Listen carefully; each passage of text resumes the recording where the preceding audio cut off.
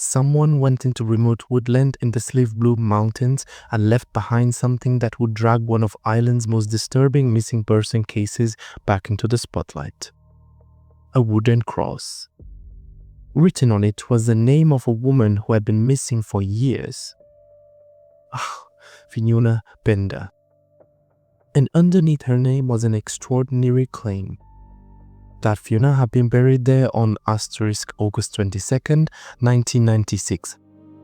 There was only one problem. According to the official investigation, Fiona was still alive the following morning. So how could a cross claim she was buried before she disappeared? Was the person who made it revealing a secret? Did they know something the guards did not? Was the accepted timeline wrong? Was someone deliberately trying to send investigators to the wrong place? Or was the entire thing nothing more than a cruel hoax? Because when you put each possibility beside the evidence, some theories begin to fall apart. And one explanation starts making much more sense than the others. Fiona Pender was 25 years old when she disappeared from Tullamore in County Offaly. She was 7 months pregnant. According to the guards, Fiona spent the day before her disappearance shopping for baby clothes with her mother. She was described as being in good form and looking forward to the birth of her child. Then came Friday, August 23rd, 1996. The official Garda timeline places Fiona at her flat on Church Street at approximately 6 in the morning. After that, Fiona disappeared. No confirmed trail. No remains. No answer for her family. Years passed. Searches were conducted. People were questioned. 5 people were arrested during the investigation over the years, but nobody was brought to justice. Then, more than a decade after Fiona vanished, something appeared in woodland near Mount Raff. A makeshift wooden cross, and whoever made it had written Fiona's name on it. But they had also written something much more disturbing. Buried here, August 22nd in 1996. Read that date again. August 22nd. The official Garda record says Fiona was last seen at approximately 6 in the morning on August 23rd. That gives us an apparent contradiction. If Fiona really was alive on the morning of the 23rd, she could not have been buried on the 22nd. Both claims cannot be literally correct. And that is where this mystery becomes fascinating. Because there are several ways to explain the cross. So let us take them one by one. The first theory is also the most frightening. The person who made the cross knew exactly where Fiona was buried. Perhaps this was someone involved in what happened. Perhaps it was someone who had been told what happened. Years later, they returned to the location and marked it. Maybe guilt had finally become too much. Maybe they wanted Fiona to be found without identifying themselves. At first, that sounds logical. Why else would anyone create a cross with Fiona's name and an alleged burial location? But then we test the theory against what happened next. The guards searched the area. Fiona was not found. That does not automatically prove she was never there. But it creates a major problem for the idea that the cross was an accurate marker showing investigators exactly where Fiona was buried. And then we still had that date. August 22nd. If the crossmaker truly knew when Fiona died and where she was buried, why give a date that conflicts with the official timeline? Maybe the person remembered the date incorrectly. That takes us to theory number 2. The crossmaker knew something real but simply got the date wrong. This is much more plausible than it first sounds. Remember how much time had passed. The cross appeared around 12 years after Fiona disappeared. Human memory is not perfect. Someone could remember that Fiona disappeared around August 22nd or August 23rd without remembering which day was which. And there is another important detail. August 22nd was already connected to Fiona's story. That was the day she had been shopping for baby clothes with her mother. So if someone remembered Fiona's disappearance years later, confusing those two dates is possible. But there is still something uncomfortable about this explanation. This was not simply a cross-saying. Ask remember Fiona, asterisk. It reportedly claimed, "Ast can be read here, asterisk."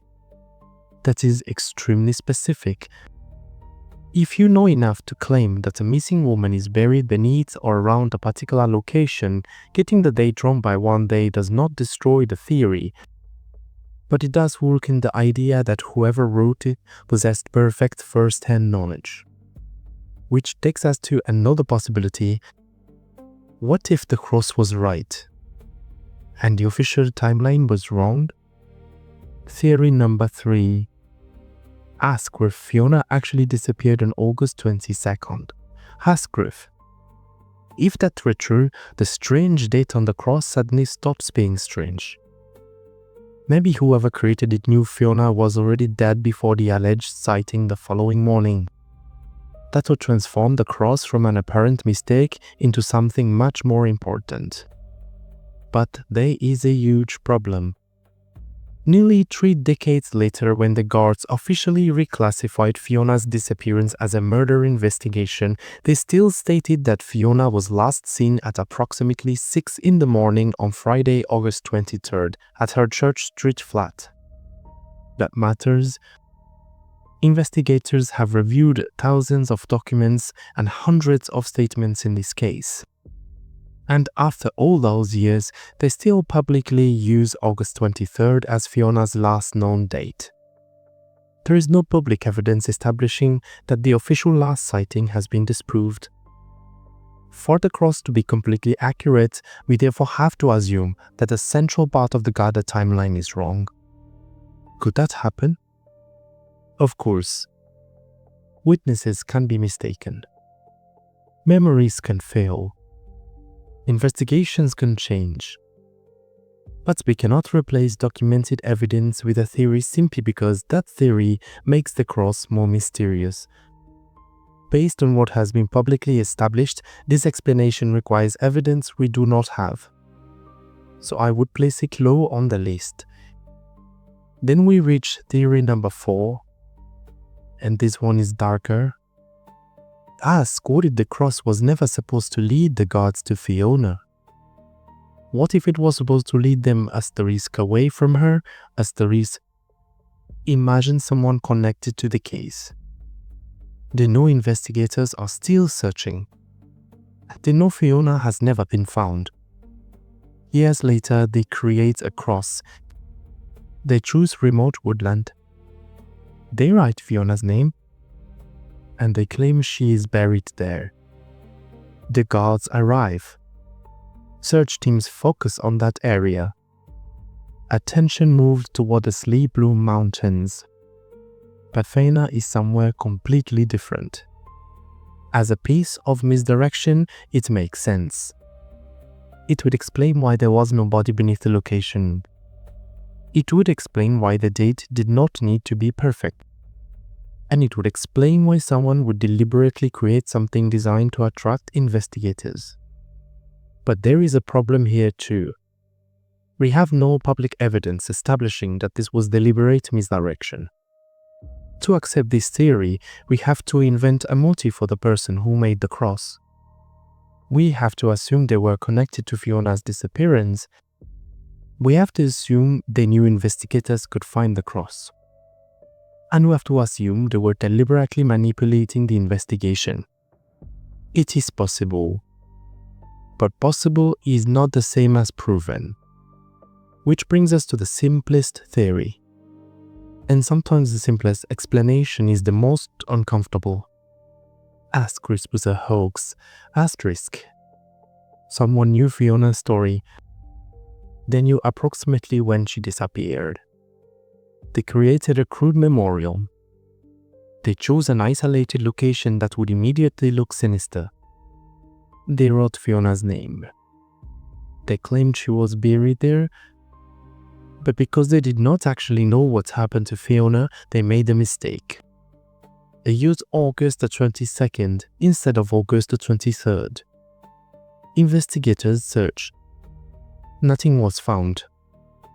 No secret burial site was uncovered.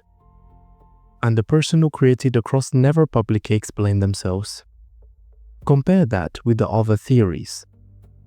For the cross to be completely accurate, the official timeline has to be wrong and the search has to have somehow failed to locate Fiona. For the cross to be deliberate misdirection, the person who made it has to be connected to the case and intentionally attempting to manipulate investigators. For it to be a genuine message from someone with inside information, that person has to know where Fiona was buried but somehow provide an apparently incorrect date. But for the hoax theory, we only need one person who knew about a famous missing woman case and was willing to do something incredibly cruel. That explanation requires the fewest assumptions. And based on the evidence available publicly, I think that makes it the strongest explanation. But there is something I cannot dismiss. Even if the cross was a hoax, ask who made it, ask Chris. Think about what that person actually did. They obtained wood. They created a cross. They wrote the name of a real missing woman on it. They selected remote woodland. They traveled there. They placed it. And then they disappeared from the story. Why Fiona? Why that particular location? Why 12 years after she disappeared? Why August 22nd? Was that date simply a mistake? Was it copied from something? Or did the person who made that cross know something that investigators have never made public? Those questions remain unanswered. And what happened years later makes this story even more important. In May of 2025, the guards announced that Fiona's disappearance had officially been reclassified as a murder investigation. They said the investigation had accumulated thousands of documents and reports, more than 300 statements, and numerous exhibits. New searches were carried out in County Offaly and County Lawas. Fiona was still not publicly reported as found. And when one of those search operations ended, the guards said the results would not be released for operational reasons. There is no public evidence connecting those newer searches to the old wooden cross, so we cannot make that connection. But nearly 30 years after Fiona walked into her flat and vanished from the known record, investigators are still looking for the place where she was taken. Which brings us back to that cross. Can we solve Fiona Pender's murder from the evidence available publicly? No. Can we identify who made the cross? No. But I think we can answer a narrower question. Asking, was that cross most likely an accurate grave marker left by someone revealing exactly where Fiona had been buried? Based on what is publicly known, I do not think so. The date conflicts with Fiona's official last known sighting. A Garda search of the location did not find her. And decades later, investigators still use August 23rd as the date Fiona disappeared. That makes a hoax, a mistaken message, or deliberate misdirection more logical than treating the inscription as a completely accurate confession. Of those explanations, the hoax theory requires the fewest unsupported assumptions. But there is one final detail that prevents me from completely closing the door. Someone still made that cross. Someone chose Fiona's name. Someone chose that forest. And that person has apparently never publicly explained why. Maybe they knew nothing. Maybe they wanted attention. Maybe they wanted to hurt Fiona's family. Or maybe the mistake on the cross is hiding something we still do not understand. Nearly 30 years after Fiona disappeared, her remains have still never been located. And until the person who made that cross is identified. One of the strangest pieces of the Fiona Pender mystery remains exactly that. A mystery. So tell me what you think. Was the cross a cruel hoax?